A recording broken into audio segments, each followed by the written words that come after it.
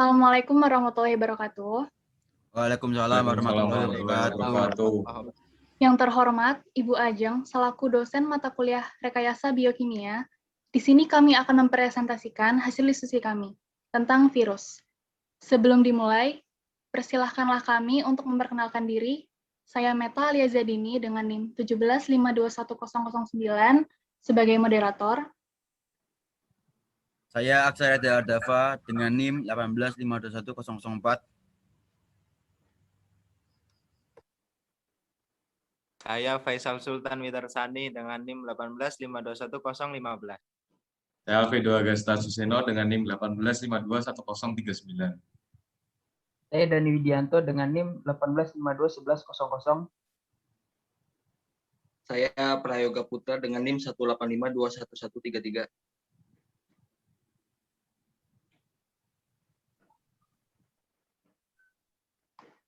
Ya, jadi yang pertama itu menjelaskan tentang virus. Silakan Axel. Jadi, apa itu virus? Virus adalah parasit obligat intraseluler. Bereplikasi di dalam sel menggunakan asam nukleat dan perlengkapan sintesis protein. Selain itu, virus merupakan mikroorganisme terkecil yang pernah ditemukan atau dikenal. Umumnya, tidak dapat dilihat dengan mikroskop pada umumnya, kecuali Fox virus.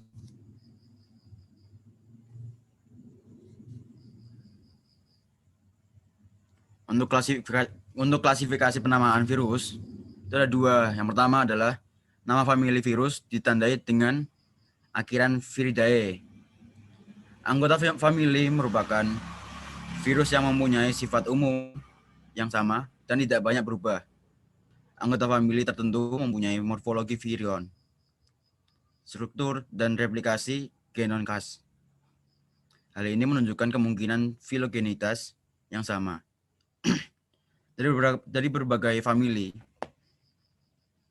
hanya ada 4 yang kita mungkin ketahui, yaitu Herpes viridae, Fox viridae, Papoviridae, dan Retroviridae. Dibagi lagi atas subfamilinya. Nah, sekarang masuk ke nama familinya. Nama subfamili diberi akhiran Virinae. Nama genus virus ditandai dengan akhiran virus. Anggota genus yaitu spesies yang mempunyai sifat serupa. Kriteria penggolongan spesies dalam genus tertentu masih belum seragam dan bervariasi tergantung familinya. Kriteria yang dipakai dapat berupa sifat fisiokimia atau serologi.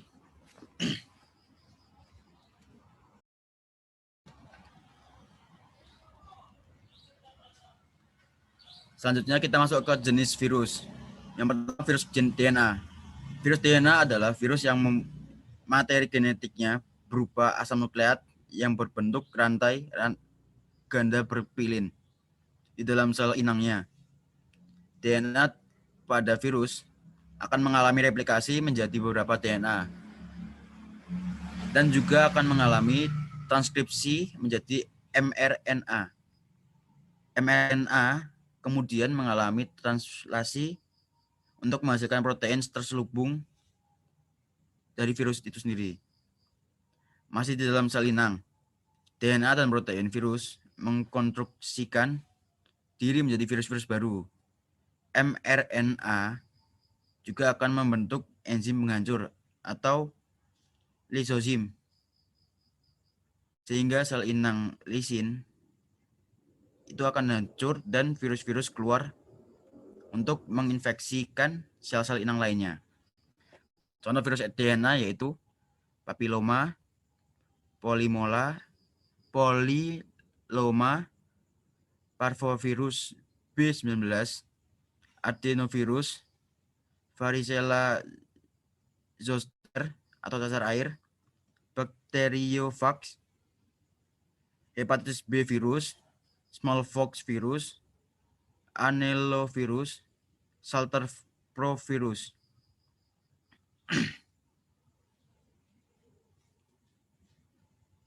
Yang kedua ada virus RNA. Virus RNA adalah virus yang materi genetiknya berupa asam nukleat yang berbentuk rantai tunggal, atau ganda tetapi tidak berpilin. Di dalam sel inangnya, RNA pada virus akan mengalami transkripsi balik menjadi hibrid RNA sampai DNA, dan akhirnya membentuk DNA. Selanjutnya, DNA virus akan masuk ke dalam inti sel inangnya, menyisipkan ke dalam DNA inangnya. DNA virus akan merusak DNA inangnya dan membentuk mRNA tersebut. mRNA akan mengalami transkripsi untuk menghasilkan protein terselubung untuk membentuk virus-virus baru lainnya.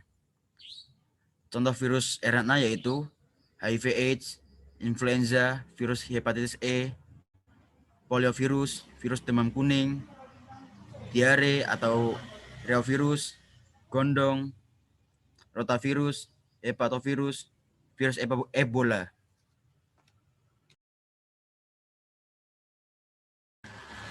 Selanjutnya akan dijelaskan oleh Saudara Alfredo Agasta Suseno. Baik, yang selanjutnya adalah ukuran virus.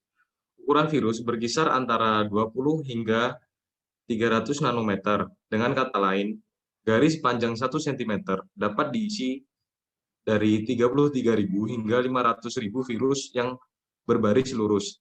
Terdapat juga golongan virus yang berukuran relatif besar dibandingkan virus biasa, seperti mimivirus, megavirus, panduravirus.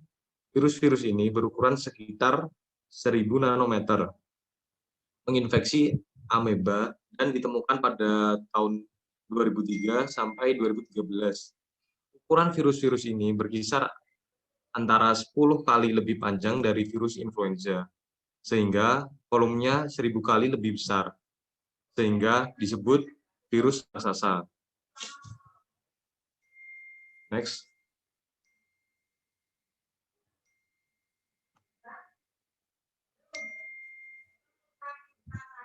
Yang selanjutnya adalah ciri virus. Ciri virus yang pertama yaitu hanya dapat berkembang di sel-sel hidup lain, kecuali virus parasit obligat. Kemudian, untuk bereproduksi hanya butuh asam nukleat, tidak dapat membelah diri, kemudian tidak dapat bermetabolisme sendiri, dan tidak dapat dikristalkan. Virus menyebar melalui berbagai cara. Meskipun demikian, virus bersifat sangat spesifik dalam menemukan spesies inang atau jaringan yang mereka serang, dan masing-masing spesies virus bergantung pada metode khusus untuk memperbanyak diri. Banyak virus tumbuhan menyebar dari satu tumbuhan ke tumbuhan lain melalui serangga dan organisme lain yang dikenal sebagai vektor virus. Virus pada manusia dan hewan disebarkan dengan cara bervariasi, mulai dari hubungan seks atau dikenal dengan virus HIV, kemudian melalui makanan atau minuman yang terkontaminasi, misalnya norovirus dan rotavirus, sehingga percikan saluran pernafasan dari individu yang terinfeksi, misalkan virus influenza, virus parainfluenza, dan virus corona. Sebagian virus lainnya, misalnya virus dengue, ditularkan melalui serangga penghisap darah. Berbagai virus dapat menginfeksikan hewan dan manusia, misalnya adalah HIV dan Ebola virus. Infeksi virus dapat mengakibatkan penyakit pada manusia, hewan, dan tumbuhan. Pada manusia dan hewan yang sehat, infeksi biasanya dihilangkan oleh sistem imun, yang memberikan kekebalan seumur hidup kepada inang virus tersebut. Pemberian antibiotik tidak efektif terhadap virus, tetapi beberapa obat antivirus mampu mengobati infeksi yang mengancam jiwa.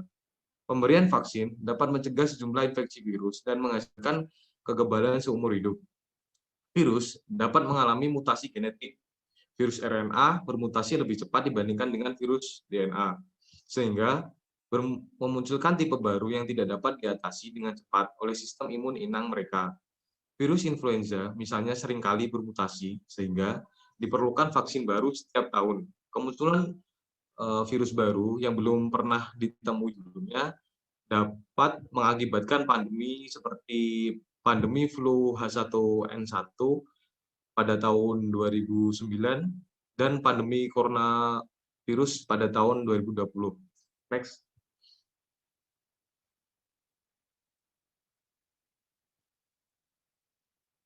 Nah, kemudian bentuk virus. Ada yang berbentuk bola seperti coronavirus, AIDS, Ebola, dan influenza. Kemudian ada yang berbentuk oval seperti yang dimiliki oleh virus penyebab rabies. Kemudian ada berbentuk batang. Virus ini dimiliki oleh TMV atau tobacco mosaic virus. Kemudian ada virus yang berbentuk polyhedris yang dimiliki oleh virus adenovirus penyebab penyakit demam. Kemudian ada bentuk tubuh huruf T atau bakteriophage. Virus ini menyerang bakteri E. coli. Next. Nah, berikut ini adalah struktur virus bakteriofag. Yang pertama bisa dilihat pada gambar sebelah kiri, gambar-gambar virus jarum atau virus bakteriofag. Terdapat kepala. Kepala sendiri berisi DNA dan bagian luarnya diselubungi oleh kapsid. Kemudian ada bagian kapsid, yaitu kapsid adalah selubung yang berupa protein. Kapsid terdiri dari kapsomer dan protein monomer identik yang terdiri dari rantai polipeptida. Asam nukleat virus yang diselubungi kapsid disebut dengan nukleokapsid. Macam-macam nukleokapsid ada dua, yaitu nukleokapsid yang telanjang, misalnya TMV, dan virus kutil. Kedua adalah nukleokapsid yang diselubungi oleh membran pembungkus, misalnya adalah virus influenza dan virus herpes. Next.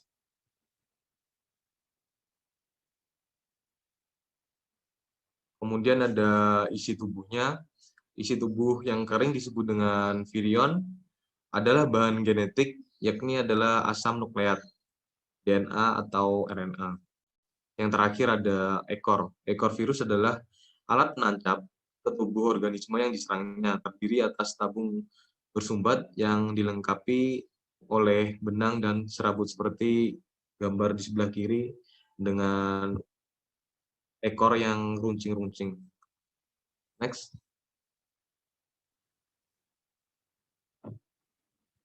Sumber nutrisi virus. Yang pertama itu air. Air merupakan komponen utama dalam sel, mikroba, dan medium.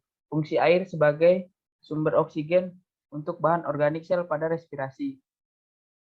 Yang kedua, sumber energi. Ada beberapa macam sumber energi untuk mikroba, yaitu senyawa-senyawa organik dan atau senyawa-senyawa anorganik yang dapat dioksida serta cahaya matahari.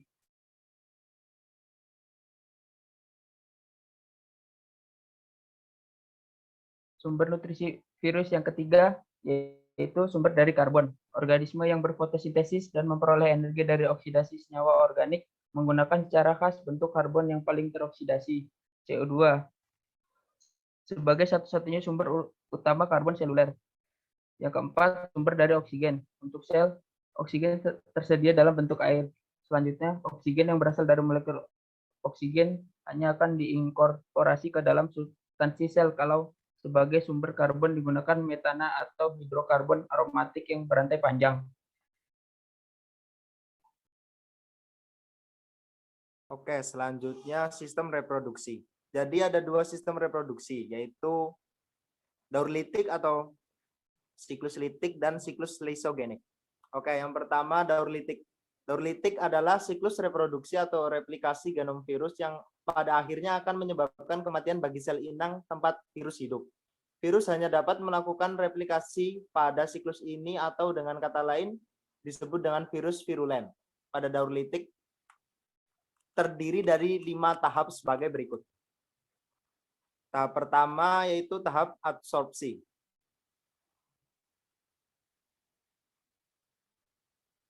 Pada tahap ini, bagian ujung ekor virus, reseptor, menempel pada dinding sel bakteri. Proses penempelan ini hanya terjadi pada virus tertentu. Jadi, dengan kata lain, proses penempelan virus bersifat sangat khas. Setelah menempel, virus akan segera mengeluarkan enzim lisozim untuk melubangi dinding sel inang. Tahap kedua yaitu tahap penetrasi. Pada tahap ini, DNA atau RNA virus masuk ke dalam sel inang melalui penambatan lempeng ujung, kontraksi, dan penusukan pasak. Bagian tubuh virus yang masuk ke dalam sel inang ini hanyalah asam nukleat, sedangkan bagian kapsid tetap berada di luar dinding sel dan akan terlepas dengan sendirinya setelah tidak berguna lagi. Tahap yang ketiga adalah tahap sintesis atau replikasi atau eklifase.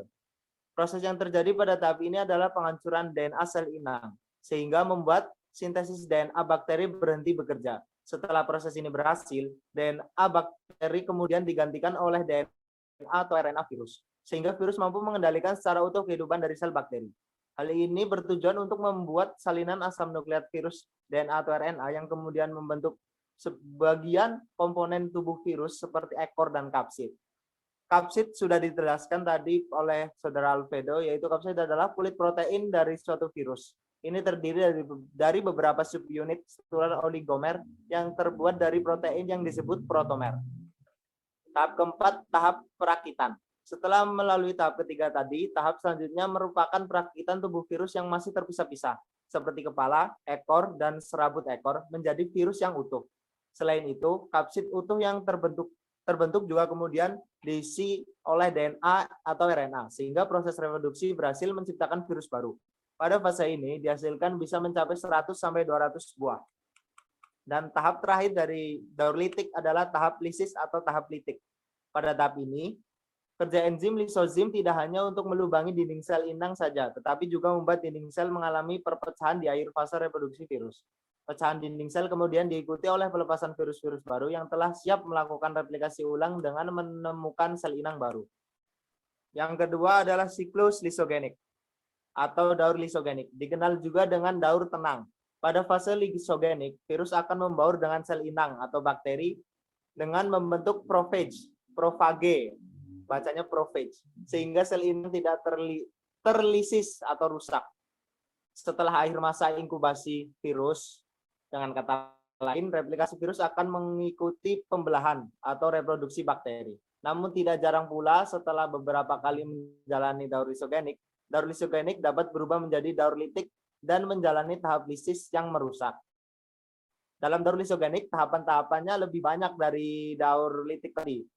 Karena daur lisogenik yang sempurna akan melibatkan daur litik itu sendiri. Ada 8 tahap daur lisogenik sempurna, yaitu pertama tahap adsorpsi. Pada tahap ini sama dengan yang terjadi pada daur litik. Virus akan menempel pada sel inang dan melubangi dengan enzim lisozim. Sel inangnya itu bakteri ya. Terus kedua tahap injeksi. Tahap injeksi juga sama seperti yang terjadi pada daur litik, di mana virus melalui memasukkan asam nukleat ke dalam sel inang dan melepaskan kapsid yang sudah tidak digunakan lagi. Yang ketiga, tahap penggabungan. Tahap penggabungan, virus akan memutus ikatan asam nukleat yang dimiliki sel inang dan masuk ke dalamnya untuk menghubungi rantai itu lagi. Jadi pada tahap ini, virus tidak mengambil alih asam nukleat sel inang, melainkan membaur dan membentuk satu kesatuan yang disebut profage. Pada tahapan ini, asam nukleat tahap yang keempat yaitu tahap pembelahan. Pada tahapan ini, asam nukleat virus yang telah tergabung dengan DNA sel inang menjadi profage. Profage hanya akan bereplikasi ketika asam nukleat sel inang bersintesis dan melakukan pembelahan. Profage ikut membelah ketika DNA bereplikasi, sehingga jumlah profage akan sama dengan jumlah DNA hasil replikasi sel inang. Dengan cara ini, tentu saja virus tidak merusak sel inang, melainkan membaur dengan satu dan mensubstitusi beberapa bagian sel nukleat sel inang. Reproduksi virus dilakukan bersamaan dengan reproduksi sel inang, di mana sel inang akan mewariskan asam nukleat atau materi genetik virus pada proses reproduksi sel inang. Pada tahap ini, virus dapat terus membelah mengikuti sel inang. Tahap kelima yaitu tahap pemisahan. Pada saat kondisi lingkungan buruk, profage yang semula tenang dan tidak merusak akan menjadi aktif. Hal ini biasanya dipengaruhi oleh keadaan lingkungan sekitar seperti radiasi, ultraviolet misalnya. Profage yang aktif akan mulai memisahkan diri dari DNA sel inangnya, kemudian mulai mengambil alih peranan DNA dalam hal sintesis protein. Selanjutnya tahap ke-6 yaitu tahap sintesis. Sama seperti daur litik, pada daur lisogenik, DNA dan RNA dari sel inang kemudian digunakan untuk menggandakan asam nukleat virus sebanyak mungkin. Selain itu, virus akan menggunakan protein yang terdapat pada sel inang untuk kemudian digunakan untuk menggandakan kapsid. Selanjutnya tahap 7 dan 8 akan dijelaskan oleh teman saya Prayoga. Silakan monggo. Selanjutnya yaitu tahap 7, tahap perakitan. Sama seperti daur litik, pada daur lisogenik virus akan memulai merakit tubuh mereka. Selain itu, virus juga memulai memasukkan asam nukleat DNA atau RNA ke dalam kapsid yang telah terbentuk. Setelah proses ini selesai, maka terbentuklah virus baru yang telah sempurna. Selanjutnya yaitu tahap 8, tahap lisis. Tahap lisis merupakan tahap akhir dari daur lisogenik sempurna, di mana virus-virus memulai dibebaskan dari sel inangnya secara eksplosif dengan menggunakan enzim lisogim yang digunakan untuk menghancurkan sel inang. Pemanfaatan virus.